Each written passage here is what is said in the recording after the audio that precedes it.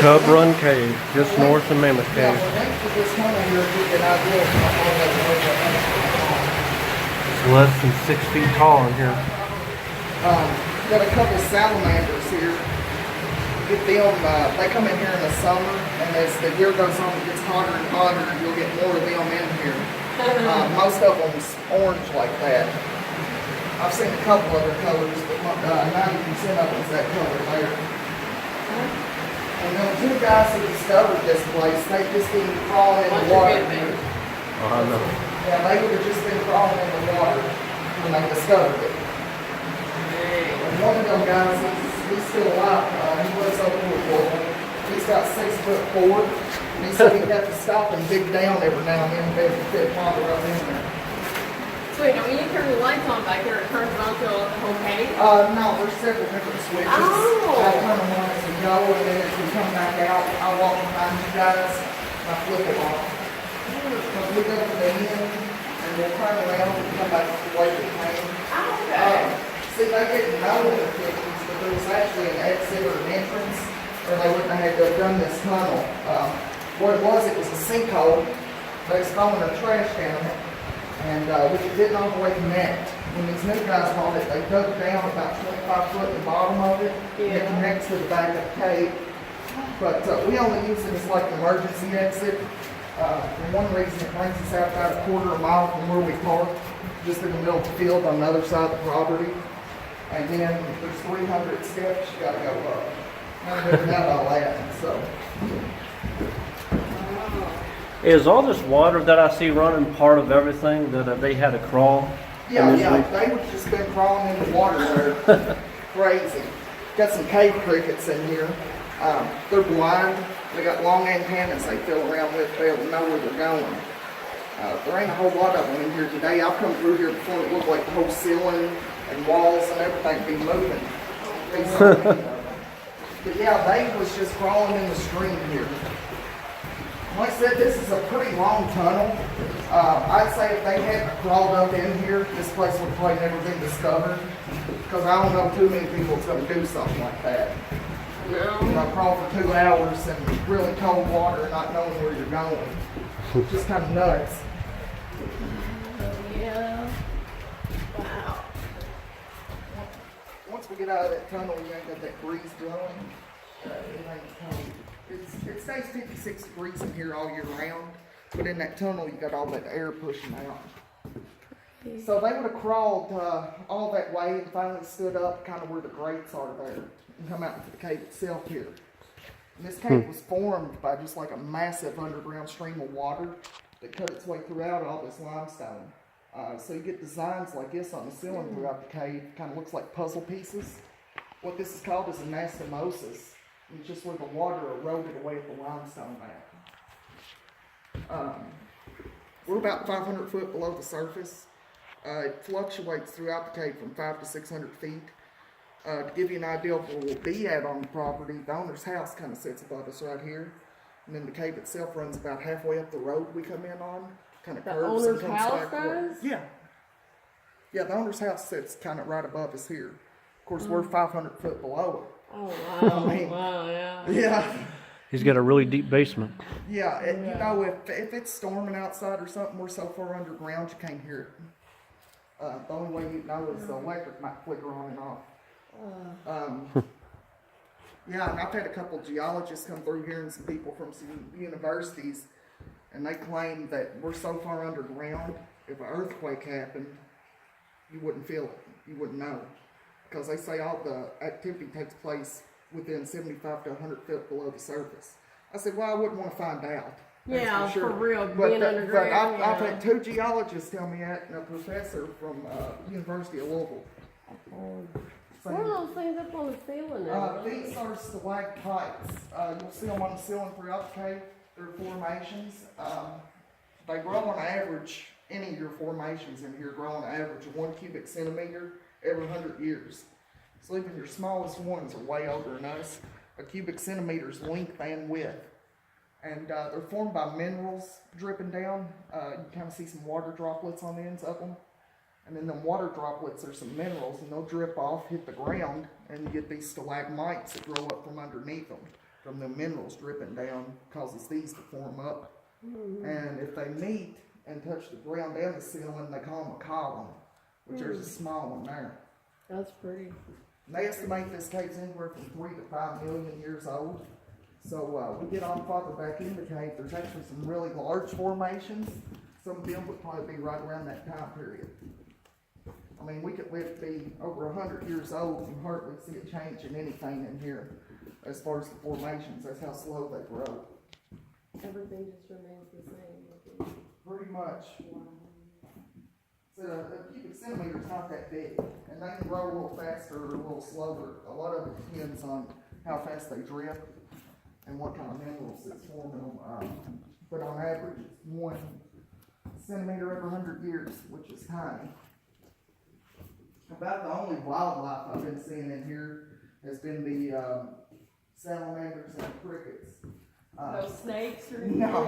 Okay, no that's what I snakes. wonder. I don't know if they do that far, in caves or not. We don't have many bats either, and the reason we don't have many bats is there's not a whole lot of places for them to come in. Yeah. I've only seen 2 since we opened in March, and if you do see one, they're little brown bats. They look like little mice with wings. But and this is such a wet cave and stuff, they kind of tend to stay out also. You get them more in the winter than you do in the summer. We did have some blind crayfish, like crawdads, in the stream. They was white, solid white, looked like little lobsters. But this is one of the main spots they was staying. And we had a beaver get up in here last year, and this is one of the main spots he was staying. I guess he run them off, killed them, or something, because I've not seen them since. There's Why actually not something else like that survive in here, just eating other like whatever's washed in. oh Algae and stuff. They're blind too. I mean, they've adapted to it over time. You can actually see one of the beaver's footprints there, which I've lived around here all my life and never seen a beaver. And I told them last year, I said, there's a beaver in the cave. They said, you're crazy. You know, you're seeing a groundhog or something. I said, well, I've never seen one in real life, but I'm telling you, that's what it is. And it went on for about a month before anybody else seen it. Finally, somebody seen it, made me feel better about myself. But there's been like several come back since then, ever since the first one. So we got a little bit of a beaver problem. And they've been chewing on this treated lumber and stuff, which I've not seen one in the cave since last year. But there's a pond behind the cave that an underground spring feeds. And I guess they're coming up that underground spring into the cave here. And every tree around that pond has been chewed down, or they just downed them all. Crazy beavers. This is the only spot around here I ever known of a beaver being. Because they're not supposed to be in this area. Is all that water markings on the rocks? All those waves? What, all on here? All those waves, well, like towards the ground, like Towards the ground? yeah. Yeah, a lot of it is. And you know, that water, since I've been here, never changes. Even when it rains and stuff, it don't rise much. We've never had no flooding problems. But a lot of them waves and stuff would be from water, but you got to think it would be, if nobody walks down there, it will stay the same. I mean, that could have been water up there thousands of years ago. That's what I was Still thinking. got the waves from it. And even in this rock on the wall, you'll see lines in it. I mean, this whole place would have been just one massive underground stream at one time, all the way to the ceiling. And just over millions of years, it's dwindled down. But yeah, I mean, that could be from thousands of years ago. That water there could, you know, where the waves are. But yeah, I never see this water level change much. We had some heavy rains about a week ago. Some of the heaviest that I've seen. I know it flooded my house. But, There was some bad, yeah, I agree with you. but it only rises about a 1/4 inch in here. And at my house, we got 4.8 inches within an hour. And my house hadn't flooded in forever, and it flooded. It was crazy. It was just a freak rain, you know. Oh, that is so neat with the ceiling. A lot of other caves and areas got flooding problems. But a lot of them, you kind of walk down in, where we just walk into the side of a hill here. There's nowhere for water really to kind of pile up. Huh. I'm looking at how the ceiling is formed. Yeah, it's more that anastomosis, where the water just carved its way out through all that, eroded away at it, and you get That's paths really like that. neat. That almost some of looks it like kinda an looks animal, like puzzle pieces or something. Or like Yeah. if you lift up a rock and a worm's been under it, that looks like a worm path. That looks like the United States. Almost like These will be the the, whole picture of the country. only Yeah, steps we gotta go up, different so it's states. pretty easy walking. We only got 14 steps in the entire cave.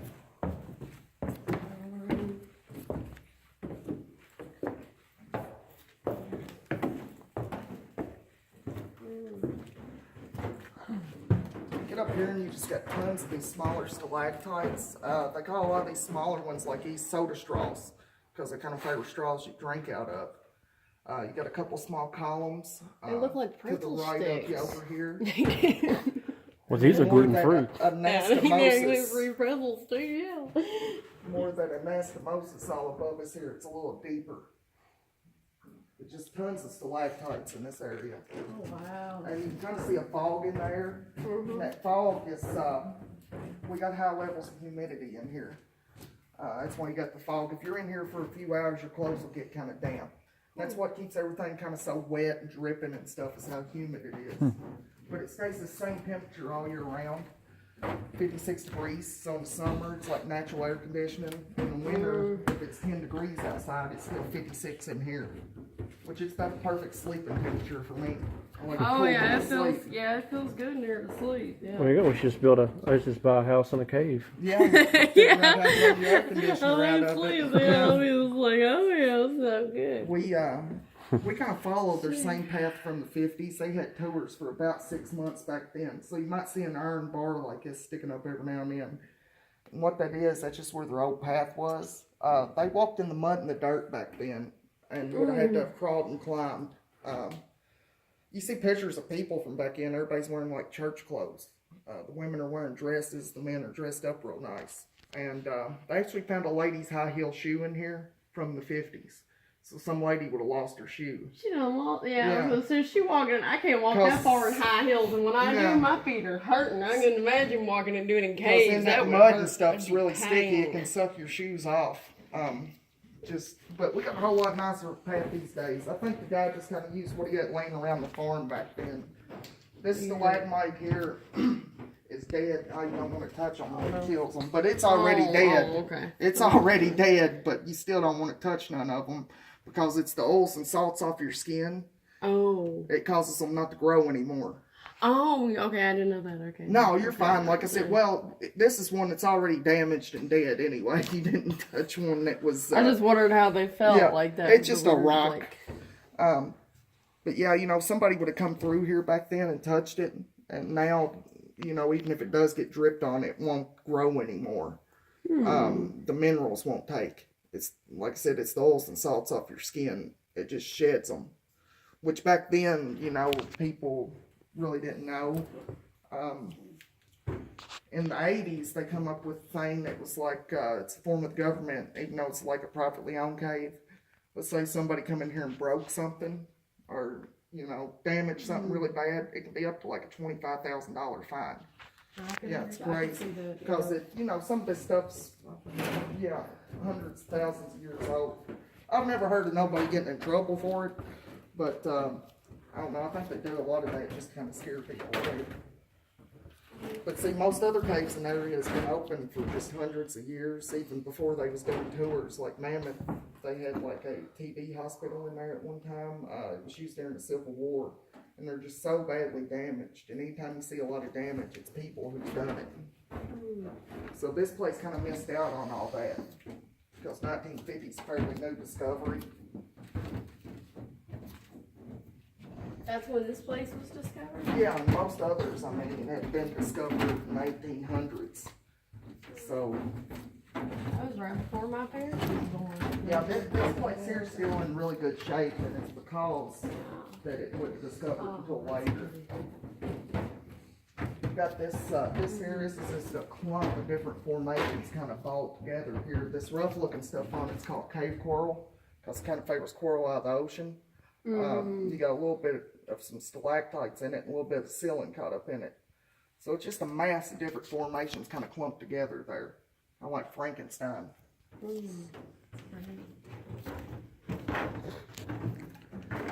You You ever been to Diamond Caverns? It's in No, Mammoth and Cave City. it's a place that I would like to go I've to heard of tomorrow. It's about the next prettiest one in the area, besides this one. As far as formations go, it depends on what you're looking for in a cave, you know. Diamond Caverns, they just got a lot more damage than what we got where it's been open for so long. And see, they had a thing in the early 1900s. It's when Mammoth Cave become real big and started making a lot of money. You know, if you got a big farm or something around here, you more than likely got a cave on you. So you had all these little privately owned caves pop up. And they wanted to make money too. So people would go into each other's caves and break everything, destroy them. They called it the Cave Wars. It was all because of money. Some of the caves would even break their own formations and sell them in their gift shops. So that's why most of the caves in the area's got quite a bit of damage also. Oh, that's really pretty from looking up here.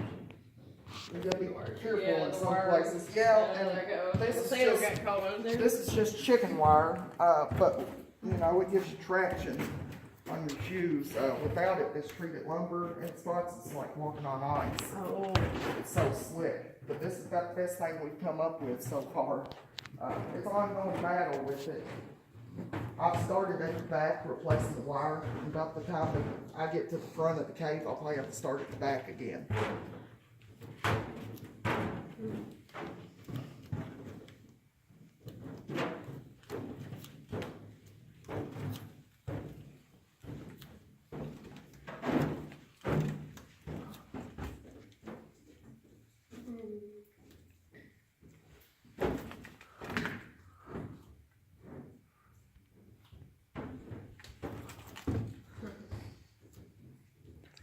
This is our first really active part of the cave right here. We call it our soda straw room because there's just tons of them little soda straws on the ceiling. A lot of them soda straws are white, and the white's a mineral, it's calcite. There's several different colored calcites, but we got the white most prominently in here. Like I said, really active part. You'll see just a little bit of everything you'll see throughout the tour as far as formations go. Got a lot of stalagmites. Got some larger columns up in there. You got these larger stalactites here. When these stalactites form in a big clump or roll like this, they form what's called drapery. That's how they kind of drape and ribbon down on the ends. But you guys can actually go up this way. Dead ends up in there, but it's a good spot to check out the columns and stuff. Like I said, just a lot to check out. And when you're done, we'll come back around this way. Just take your time. So this is our first really active part. Just tons of formations here. You hear it all dripping, that means it's all still growing and forming and living. Yeah, I can actually get pictures right there. The lights is. Yeah, you can use flash in here too. Some of the other caves won't let you use flash. It's got nothing to do with harming the cave. Wow. What it is, if you've got a big group of people, Oh, it yeah. messes with people's eyes, and somebody's epileptic or something, cause them to go into a seizure. I know Mammoth, they won't let you use flash.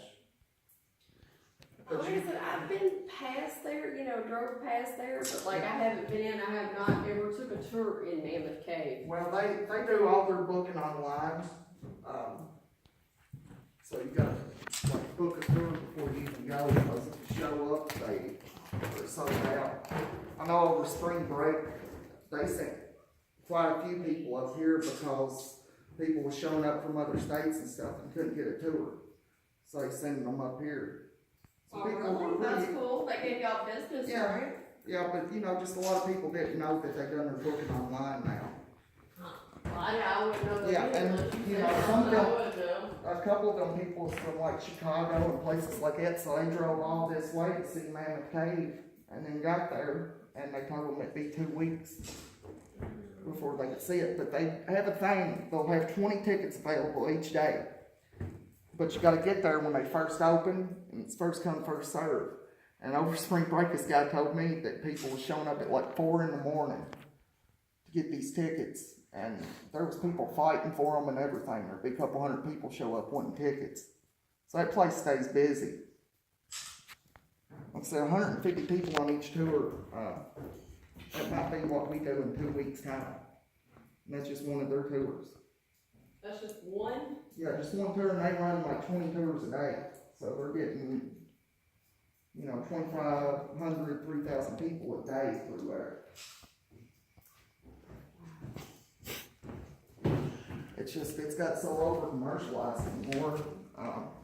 See, I used to go a lot more when I was a kid, but they said there was over 400 miles of caves through there. Yeah. Why don't they open it up some, since the last time I've been? Yeah, they've discovered 408 miles of it so far. And see, they section their tours out in a way now where you get to see like one good thing on each tour. Like you'll walk just through big open areas where you don't see much, then you get to see like the frozen Niagara or something, then the tour's over. But they do got one tour that lasts like 6 hours, that you get to see a little bit of everything good, but That's a long tour. yeah, it's a long tour. Yeah, for but 6 hours. I couldn't imagine that. It's the Grand Avenue tour. It used to be longer than that because they would stop halfway through and cook you dinner. Really? But- Are you cooking us dinner? Yeah, but they quit doing that because they was cooking in the cave and it was harming the cave. Yeah. In the cave? In the cave, Oh, yeah. wow. They have bathrooms in there and everything. Yeah, but they could give you a week-long tour and it still ain't going to cover 400 No. miles. No. I'm kind of curious as to what they're seeing, over 400 miles of cave. And pretty much all they're showing you, I mean, they don't show you just but a small fraction of it. Most of that stuff's not even open to the public, So I don't know. But I'd say a lot of it's just a big open area with a lot of fallen rock and stuff. Not really a lot of formations or nothing like this. That's neat. I've never saw anything like that. I wonder though, 400 miles of cave. I wonder which direction at the majority of the cave goes to. I don't really know. I know them people come here every year. A lot of their tour guides do, because we get into each other's places for free. And they actually bring a lot of their younger tour guides here and train them a little bit on these formations, because they ain't got a whole lot of formations like this. Oh, wow. But There's a column for you. yeah, he said the main dude told me something before where it goes and everything, but I can't remember. Yeah, this is a really interesting column here because it grew so perfect like that. Most time you see them, they're kind of misshapen. It's really strange for one just to look like a pole. It does. Down below us here, this is more their old path from the 50s. Until they just wallowed a path out in the mud back then. You got them bars sticking up. You might see some ribbon like that every now and then, like what's on that bar. What that ribbon is, that's surveying ribbon. It just shows that guy who surveyed all this has been down in there. Is that what like surveyors do when they're like? Well, like a surveyor surveys your land to see how many acres you got and stuff. But this dude here, he done the cave. He was a surveyor, but he was also a spelunker. So he liked going through caves and stuff. And he went everywhere he could possibly go in here. I got a couple of good friends of mine. My best friend, he's like that. Him and his brother-in-law, they like doing that caving and stuff. This dude could go to where like a little kid couldn't go. He could contort his body and stuff. Oh, wow. Yeah, and he just done that to make sure it didn't go underneath anyone else's property like it did back in the 50s. But I don't know, the people who own this place, they own 400 and some odd acres of land. They own pretty much that whole road we come down besides the first couple of houses. And this cave sits on about half of it. So they can actually sell the gift shop, and that used to be a restaurant up there, and still keep the cave because none of that sits on top of the cave up there.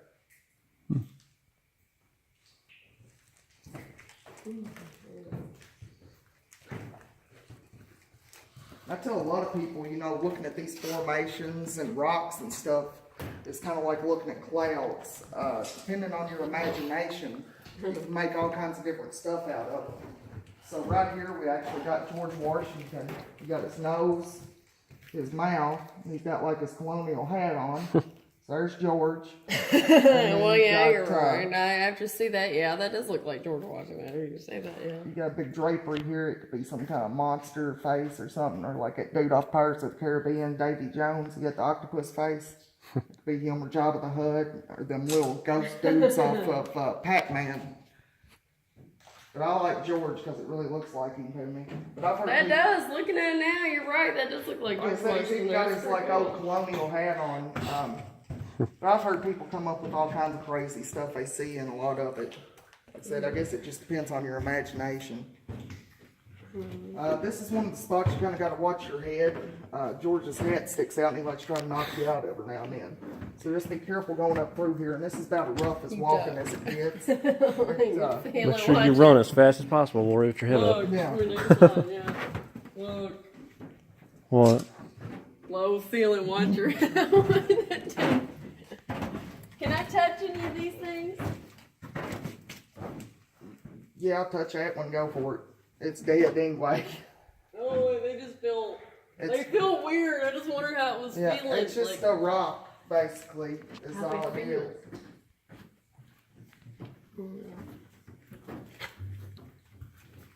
Oh no.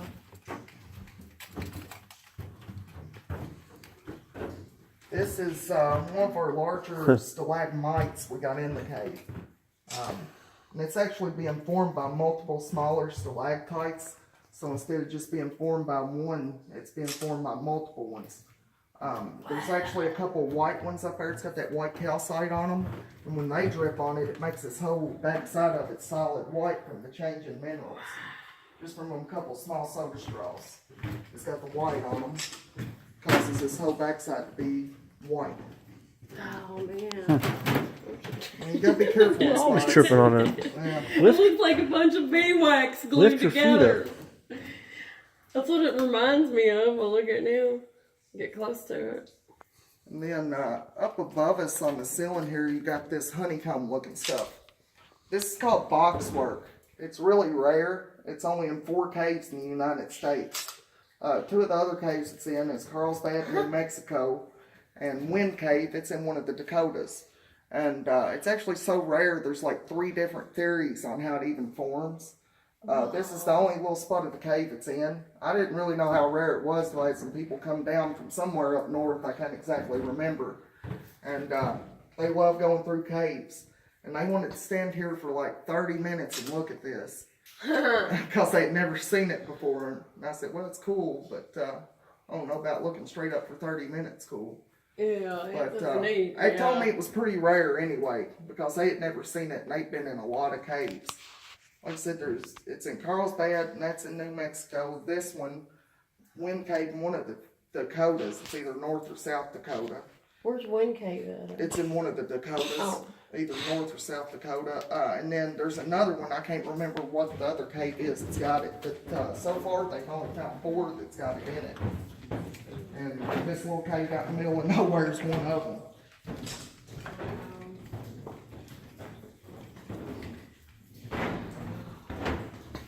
This is probably my favorite area in the cave through here. Or you can go swimming.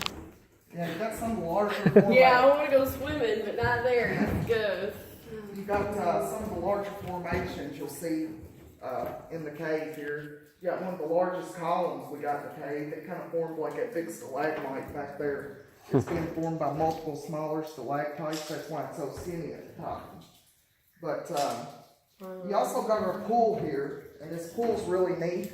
This is our rimstone pool. What the rimstone is, it's this rim that's forming around the water itself. And how that rimstone forms is this stays the same water level all the time. So what drips out the ceiling kind of seeps out to the creek running under everything at about the same rate. And it never really changes water levels. And over time you get all that mineral buildup. It causes the rim just to form around the water itself. Now the water coming out of the cave is good to drink. They've had it tested. There used to be several springs on the property. It's really clean water. This water here is not, and the reason this water is not is because you see a lot of this gray coloring on the rocks and stuff. And this gray is actually magnesium. So this has got high levels of magnesium in it, which if you drank it, it wouldn't kill you, but it'd be like a laxative. Make you use the restroom quite a bit. And they was actually drinking out of this in the 50s. And the reason we know that is because there was like an old soup ladle in the bottom of it where they've been dipping it out. Don't know if they was using it for like home remedies or if they was just drinking it. If they was just drinking it, it's probably not too bright of an ideal, because I'd say they had some stomach problems afterwards. But you guys can actually come up in here and kind of look down in the pool and check out all these larger formations. Like I said, about the prettiest area in the cave are here, the neatest anyway, because you got all these large formations. Just something you don't see in most caves. Just a ton of formations like this.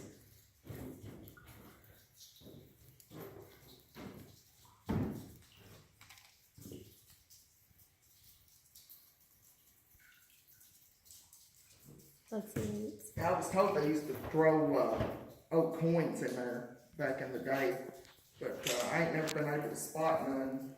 If I could, I'd try to get them, because they weren't likely to be silver and stuff, and I collect old money, but I ain't never been able to spot them. I'd say that silt and stuff kind of settled over them. But that's not good for the water either.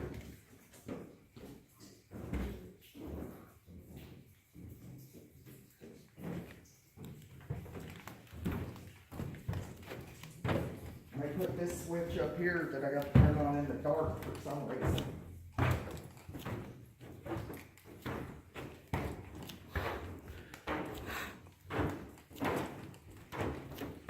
So y'all was staying down at No Man? We're going there next. Down there, you gonna spend the weekend down here or something? No, we're gonna go back to Louisville, and then we'll come back down here again tomorrow. I know it's been pretty nice out. Oh yeah, it's nice. Good time to be on the lake and stuff, you know. Which Yeah, it gives 'cause- me, it's called No Wind River Lake.